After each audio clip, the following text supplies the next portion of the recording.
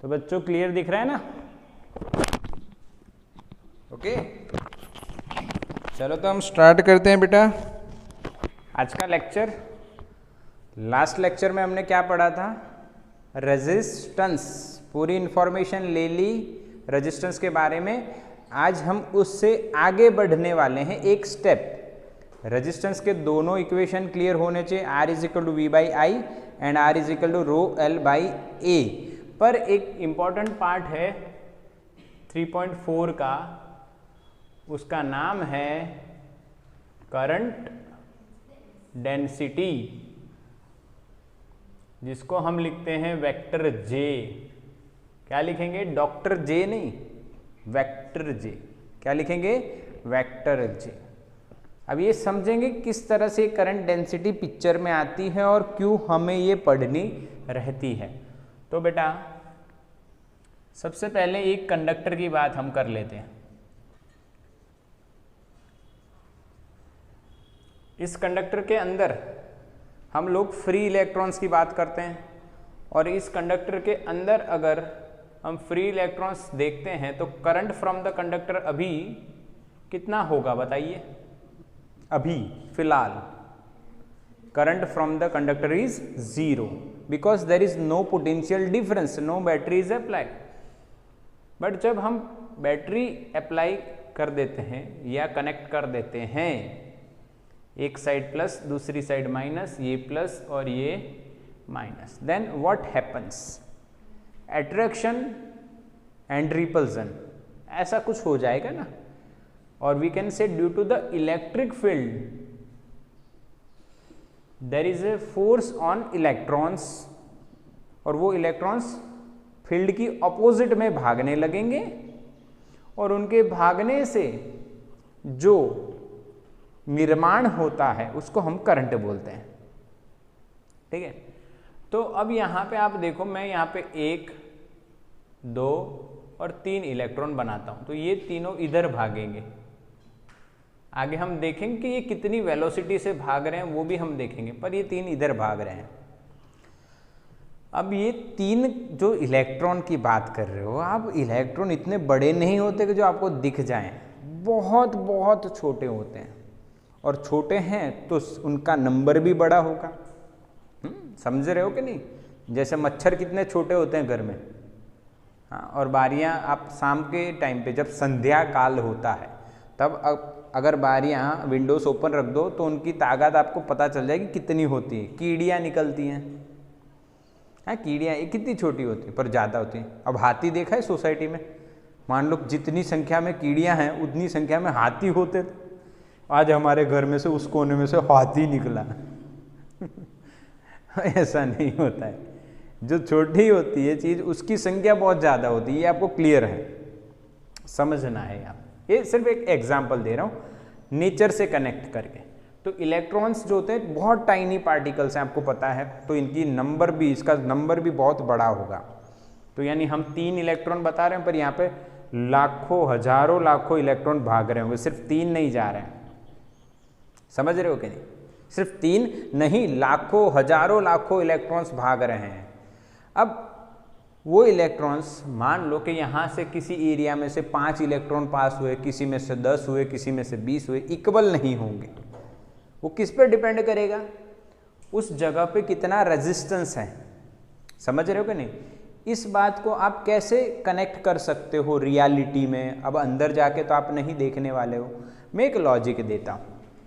एक आप रास्ता मान लीजिए, रोड बना हुआ है बढ़िया, ठीक है, 6 लेन है। 6 लेन का मतलब पता है ना आप लोगों को? 3 इधर एक साथ और 3 इधर एक साथ। हाँ, 2 लेन होता है तो एक इधर जाता है, एक इधर आ जाता है।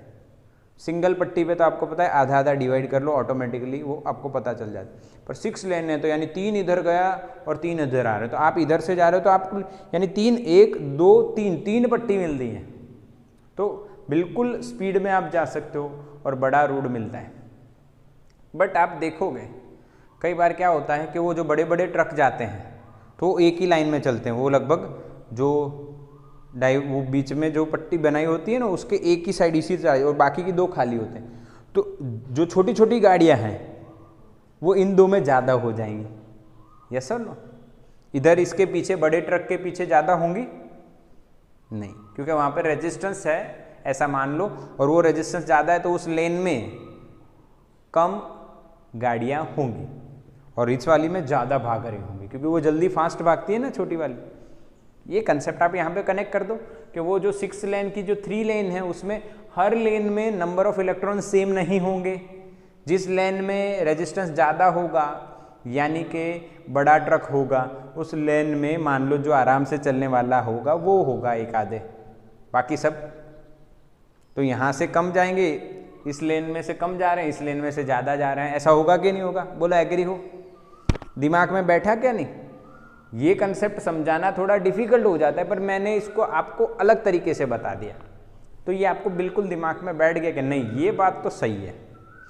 तो अब इस कंडक्टर में आप ऐसा कह सकते हो कि हर पूरे क्रॉस सेक्शन एरिया को अगर हम ध्यान में लेते हैं तो टोटल चार्ज हम लोग डेल्टा क्यू या क्यू कहते थे, डेल्टा क्यू या डेल्टा क्यू की जगह सिर्फ क्यू लिखते थे, तो delta Q by delta T, इसे हम एवरेज करंट कहते थे।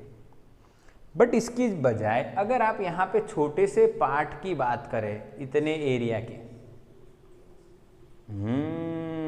क्योंकि इस पूरे एरिया में जो करंट आप ले रहे हो वो तो मेरे बच्चों कैसा है? एवरेज है। कैसा है? एवरेज करंट है। यानी करंट एवरेज लिया है, इसका मतलब हर जगह पे, हर पॉइंट पे करंट इक्वल नहीं है। ये मानोगे कि नहीं? अगर इक्वल होता तो एवरेज क्या कोई मतलब ही नहीं होता, सेम रहता तो average is equal to instantaneous. But इस पूरे एरिया पे करंट डिफरेंट मिलता है। That's why there is a quantity called current density. Okay, क्यों करंट डेंसिटी आई? समझ में आया बच्चों? हर जगह में कंडक्टर के हर पार्ट में से सेम इलेक्ट्रॉन्स पास नहीं होते, कहीं पे ज़्यादा हो रहे हैं, कहीं पे कम हो रहे हैं। This is due to non uniform distribution of material inside. हाँ कि ना? आप देखते हो ना कई जगह, आप यानी एक रैंडम कहीं कोई झाड़ की कोई एक डाली उतार देख लो तो उसका यानी मास यूनिफॉर्म नहीं होगा, नॉन यूनिफॉर्म होगा। कहीं पे ज़्यादा है, कहीं पे कम है, कहीं पे ज़्यादा है, कम है। इसी तरह से कहीं पे ज़्यादा रेजिस्टेंस, कहीं पे कम रेजिस्टेंस। तो जहाँ पे ज़्यादा रेजिस्टेंस वहाँ पे इलेक्ट्रॉन कम पास होंगे, जहाँ पे कम रेजिस्टेंस वहाँ पे इलेक्ट्रॉन ज़्यादा पास होंगे। इसीलिए हर पॉइंट पे करंट अलग अलग मिलता है। तो कौन सी चीज़ डिफाइन करनी पड़ी हमें? Current density. क्या डिफाइन करनी पड़ी बच्चों? Current density. अब उसको डिफाइन करते हैं। उसको डिफाइन कैसे करते हैं? देखो यहाँ पे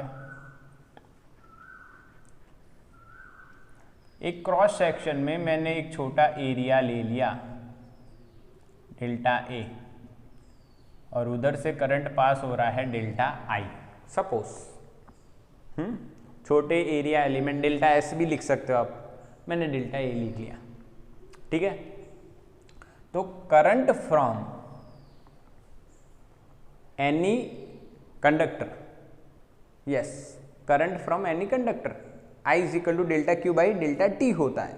बट ये जो छोटा सा एरिया है, उस एरिया को आप छोटा छोटा करोगे तो पॉइंट हो जाएगा।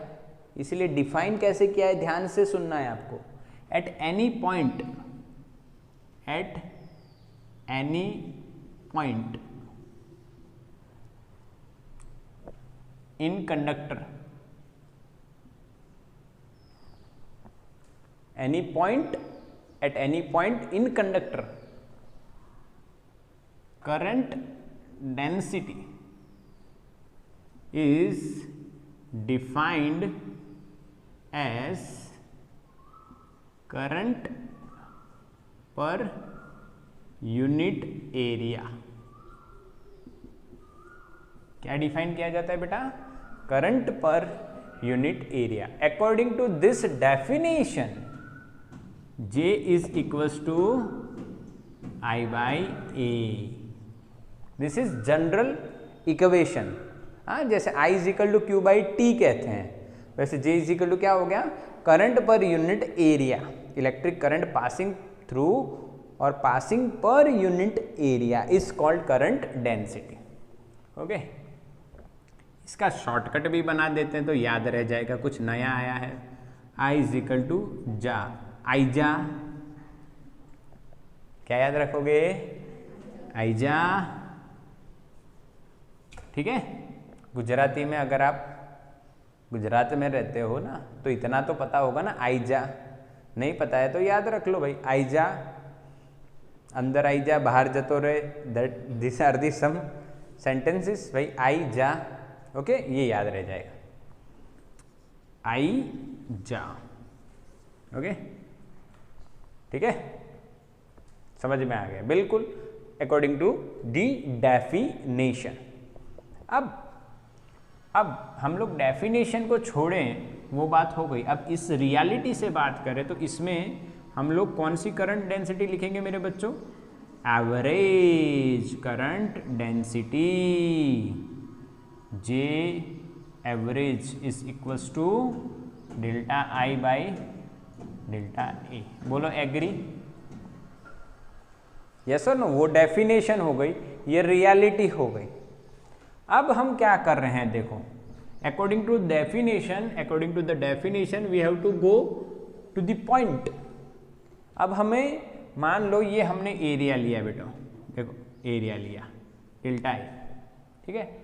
ये एरिया का वेक्टर हो गया ना, परपेंडिकुलर, ये तो पता है ना, एरिया का वेक्टर सरफेस एरिया को क्या होता है? परपेंडिकुलर। तो ये एरिया का वेक्टर हो गया। अब मान लो हमें इस पॉइंट पे पहुंचना है, तो ये एरिया जो लिया है हमने डेल्टा ए, उसको कैसा करना पड़ेगा? इतना ही रखना है या छोटा करना पड़ेगा? तभी हमें ये पॉइंट कवर कर पाएंगे ना। हाँ, तो हम लोग कहेंगे if delta A tends to 0 then current density at a point, क्या लिखा जाएगा? Current density at a point, और वी कैन से इंस्टंटेनियस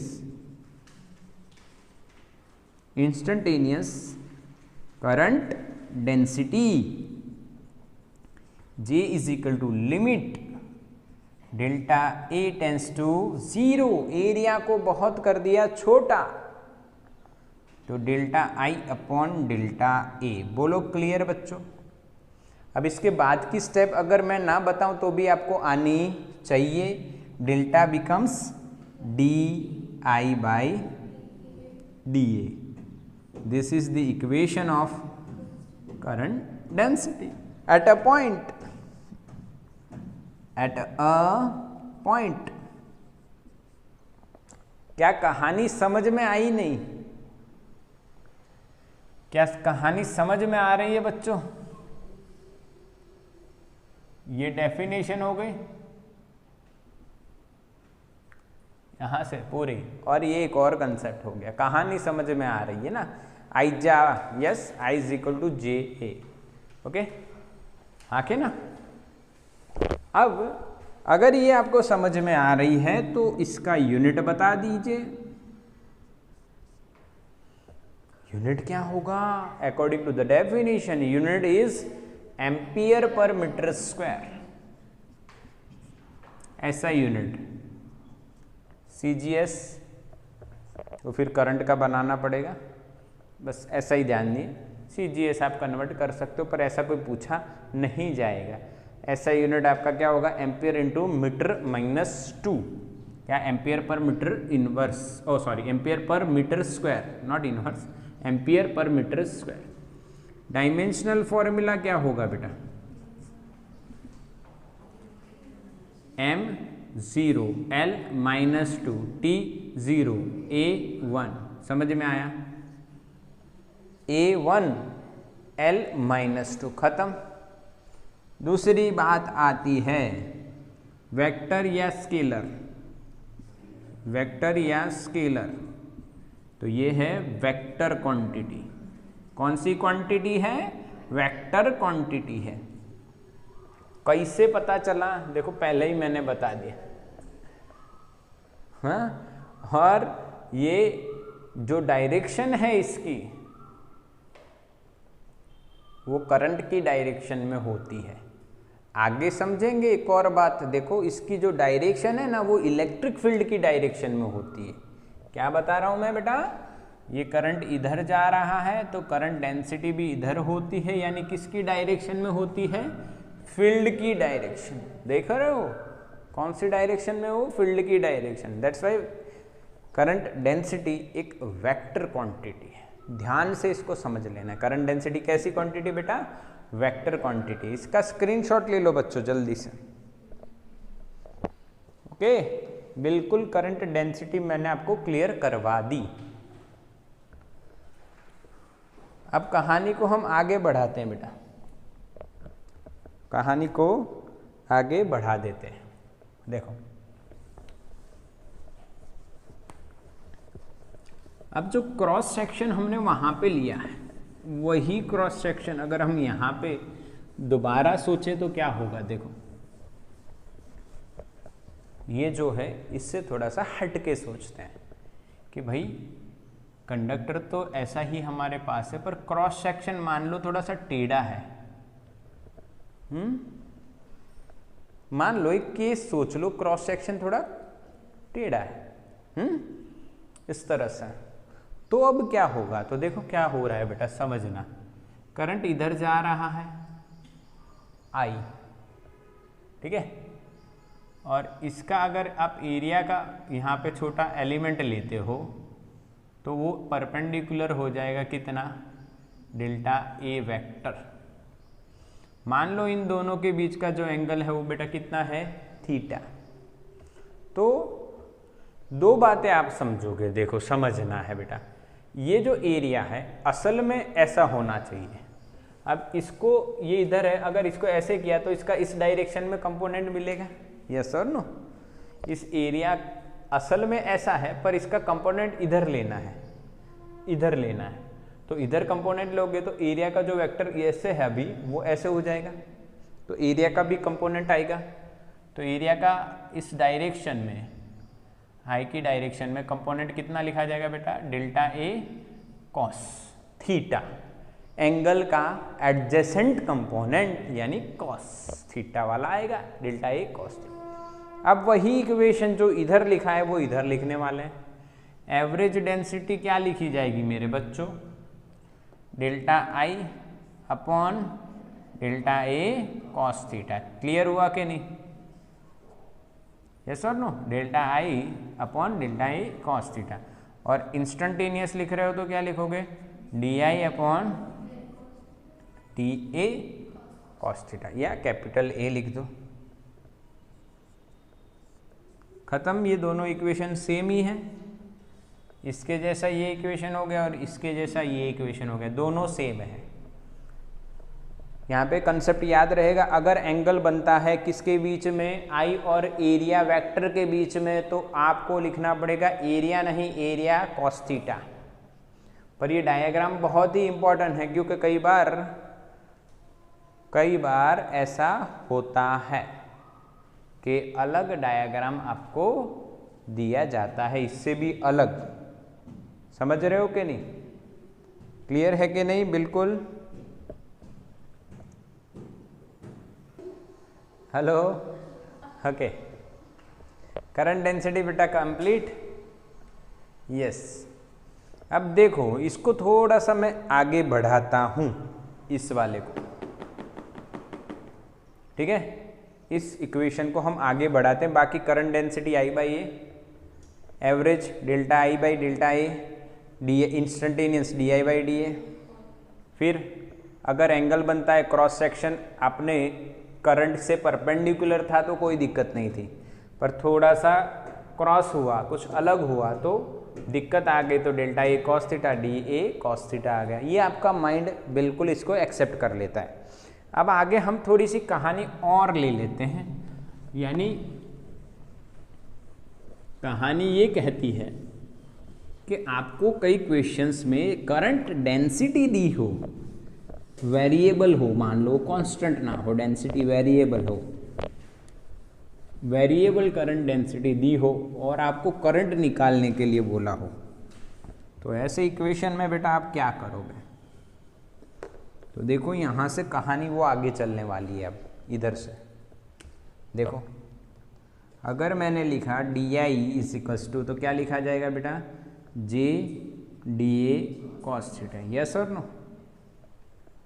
हाँ कि ना मेरे बच्चों, लिख सकते हैं हम लोग जे डी ए कॉस थीटा, ये इधर आ गया।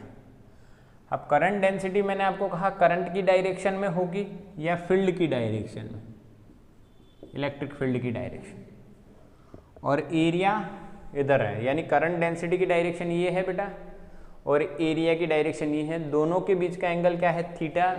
दोनों वेक्टर हैं, उनके बीच का एंगल थीटा है और हमारे वहां से यहाँ क्या आ गया? जे डी ए कॉस थीटा। तो ये क्या बन जाएगा मेरे बच्चों?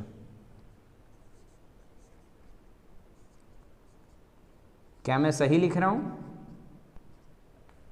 Yes sir no? Dot product हो जाएगा ना, ए डॉट बी क्या होता है? A B cos theta. तो जे डॉट डी ए क्या हुआ? J D A cos theta. अब आपको टोटल करंट फाइंड करना है, तो आप सिंपली इंटीग्रेट करोगे तो आइए आपको बेटा नया इक्वेशन मिल जाएगा, जे डॉट डी ए। क्या समझ में आया बेटा? J dot D A integration J dot D A. ये आप एनसीईआरटी में नहीं देखोगे, बट ये आपका extra for J double E and rare case में आप नीट में मान सकते हो। किस में मान सकते हो? रेयर केस में, नीट में पूछा जा सकता है। रेयर केस बोल रहा हूँ, कन्फर्मली नहीं, रेयर टू रेयर केस में आ सकता है, इसलिए इसको आपको याद रखना है। स्क्रीनशॉट ले लो बेटा। चलो अब इसके सम्स कर लेते हैं। क्या कर लेते हैं? इसके सम्स कर लेते हैं। ठीक है, हो गया। अब सम्स में आपको सिर्फ ये इक्वेशन और नॉर्मल वाला इक्वेशन आई बाई ए और delta I by delta A cos theta, ये वाले इक्वेशन ही याद रखने हैं। चलो तो स्टार्ट करते हैं सम्स। एकदम सरल सरल सम्स होंगे, इजी। अब वो कैसे इजी हैं? क्योंकि सिर्फ रेशियो लेना है आपको और कुछ भी नहीं। देखो मैं एक एग्जांपल देता हूं बेटा, एक एग्जांपल इधर लेते हैं। एक कंडक्टर है बेटा, एक कंडक्टर है। क्या है बेटा? एक कंडक्टर है, उसमें से करंट मान लो निकल रहा है 2 एम्पियर या 4 एम्पियर, और उसका हमें डायरेक्टली क्रॉस सेक्शन एरिया दिया है 4 सेंटीमीटर स्क्वायर, और हमें डायरेक्टली पूछ लिया फाइंड जे। तो हम क्या करेंगे बेटा? आई बाई ए। तो जे इजिकल टू क्या लिखा जाएगा मेरे बच्चों? आई बाई ए। आई की वैल्यू है 4, ए की वैल्यू एरिया की 4 सेंटीमीटर, यानी 10⁻⁻⁴। तो answer is 10⁻⁴ ampere per metre square. बोलो क्लियर? बिल्कुल इजी ना? यस और नो? चलो स्टार्ट करते हैं बच्चों। ओके, समझ में आया कि नहीं ये आपको? J is equals to I by A 10⁻⁴। Simple, I दिया, ए दिया, काम खत्म। पर अगर कुछ उल्टा दिया होता तो, इसीलिए तो हम करवा रहे हैं कुछ सम्स। उल्टा दिया हो सकता है, यानी हमारा डस्टर भी कह रहा है बस सर अब बस करो। वाईफाई इश्यू था, 10 मिनट उसमें बिगड़ी, 15 मिनट फिर बिगड़ी। बेटा कोई नहीं, लाइव क्लास का रिकॉर्डिंग भी हो रहा है। कभी कभी होता है ना रैंडमनेस, मैंने अभी बताया आपको, रैंडम होती है लाइफ हमारी। ठीक है, मैंने बच्चों आपको बताया लाइव क्लास वाले बच्चे ब्रेक का टाइम है तो आप ये अपना वीडियो देखते रहो, लाइव ज्वाइन रखो और नाश्ता वास्ता अपना चालू रखो। 5 मिनट में आपको दूंगा। और ठीक है, इधर आ जाओ। चलो तो एक और क्वेश्चन कर लेते हैं, क्योंकि ये कंसेप्ट अगर रह गया तो फिर वीडियो आधी अधूरी में मज़ा नहीं आएगा आपको। ठीक है, तो मैं बना देता हूँ। इधर देखो, एक और क्वेश्चन, 3 क्वेश्चन करने, एक और क्वेश्चन ये लेते हैं। आई बराबर आपको 4 एम्पियर, डेटा सेम रखूंगा, और ये एरिया का वेक्टर है। यहाँ पे एंगल आपको 60 डिग्री दे दिया है। ठीक है, और एरिया आपको दिया है वैल्यू उसका 4 सेंटीमीटर स्क्वायर। तो जे कैसे निकालोगे बच्चों? जे कैसे निकालोगे? तो यहाँ पे आप जब जे लिखोगे बेटा तो आई बाई ए कॉस लिखना पड़ेगा। Delta I upon delta A cos भी लिख सकते हो, पर यहाँ पे इस तरह से मैंने दिया आपको, तो आपको लिखना है आई बाई ए कॉस थीटा। आई की वैल्यू 4, ए की वैल्यू 4, सेंटी का 10⁻⁻⁴, समझ में आ रहा है ना, ये वाला 4 × 10⁻⁻⁴ मीटर का स्क्वायर। कॉस 60, सबकी आवाज बंद, कॉस 60 1/2, आगे ना, ये हो गया 2 × 2 = 4, समझ रहे हो क्या नहीं, क्या सही है, हाँ के ना, और ये इधर 2, क्लियर। तो आंसर क्या आएगा बेटा, 2 × 10⁻⁴, प्लस हो जाएगा ना ऊपर आके, एम्पियर पर मीटर स्क्वायर। बिल्कुल क्लियर, ओहो आ गया। एक और दे देता हूँ, जो लास्ट केस सिनारियो आपको बता रहा हूँ, जिसके लिए हम ये धीरे धीरे आगे बढ़ रहे हैं कि भाई आराम से आपको कॉन्फिडेंस आता जाए कि ना ना ये सही चल रहा है। पर ये लास्ट वाला जो है, अगर ये आ गया तो थोड़ा सा आपको केयर करनी है। क्या केयर करनी है, थीटा किसके बीच का एंगल है बेटा, थीटा किसके बीच का एंगल है मेरे बच्चों, एरिया और आई। यहाँ पे तो आप ऐसा ही बता रहे हो ना, किसके बीच में, एरिया और आई, यानी आई इधर चल रहा है, हाँ समझ रहे हो क्या नहीं, और एरिया ऐसे है। पर अब देखो एक क्वेश्चन और मैं आपको बताता हूँ।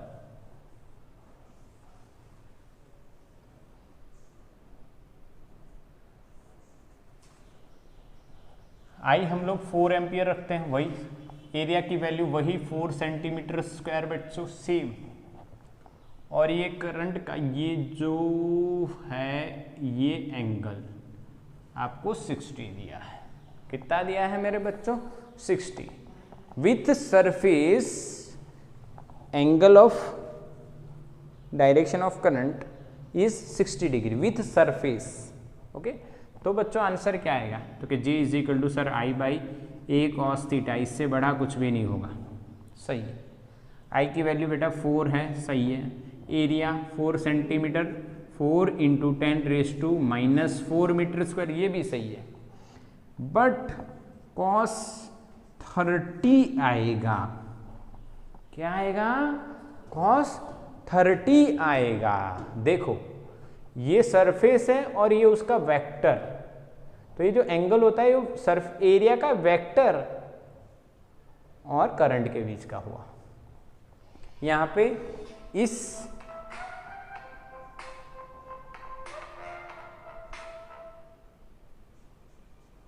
सरफेस की बात करें तो इस सरफेस का वेक्टर किधर होगा बेटा, परपेंडिकुलर, तो परपेंडिकुलर हुआ ये,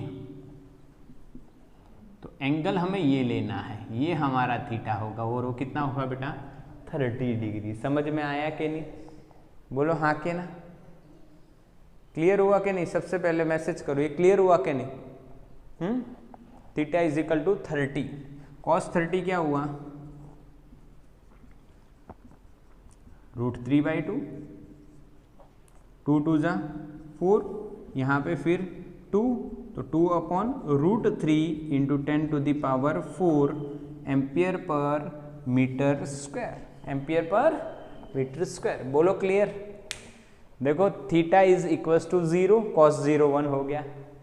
थीटा = 60 कैसे बना, सीधा सीधा दिया है, पर यहाँ पे थोड़ा अलग कंसेप्ट में दिया, इसलिए मैंने ये आपको करवाया। बोलो क्लियर हुआ। करंट डेंसिटी बिल्कुल पक्का ना, तो इसका स्क्रीनशॉट ले लो बच्चों।